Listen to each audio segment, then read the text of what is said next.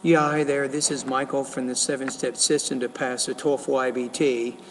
All right, so you're asking me an interesting question here.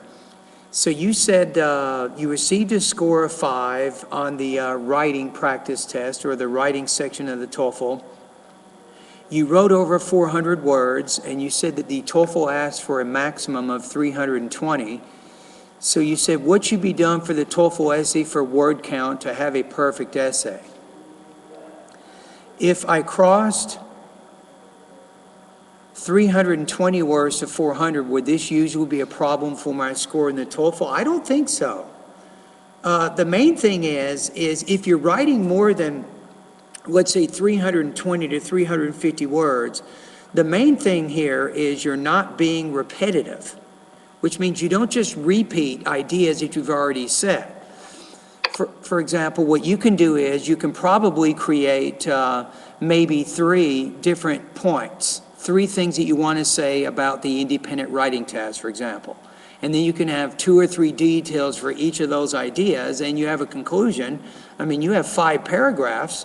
I mean, you could easily get 400 words with this type of writing. So I don't think it's a problem that you go 400 words as long as you're not being repetitive and you're using what I call concise writing.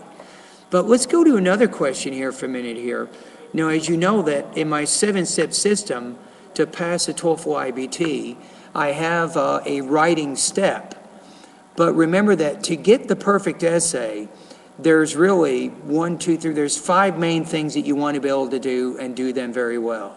Number 1, you want to make sure that you answer the question that's being asked.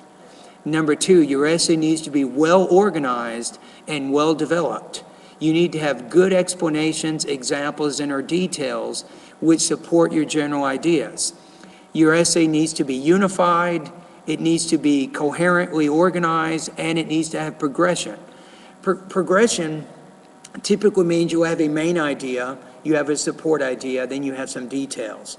Make sure in the body paragraphs, in the middle of those paragraphs, you're using a lot of specific detail information, not general ideas.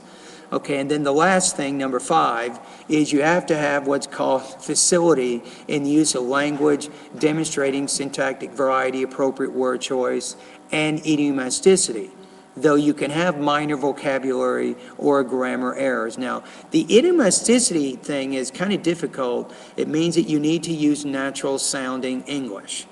This is exactly what it means. So those are really the 5 things that you need to be able to do in order to get the perfect score on the TOEFL. So I don't want you to be so worried about how many words you're writing, but focus more on developing your ideas and then giving details to support those ideas, and probably shoot for maybe 4 or 5 paragraphs with the independent writing tasks. So that would be my advice there. And again, thank you for your comments. And I can't really tell if you're a student or not. I think you are one of my students. So your name is sunbowl.abed and then you have your email there. But all right, anyway, thank you very much. And keep up the good work.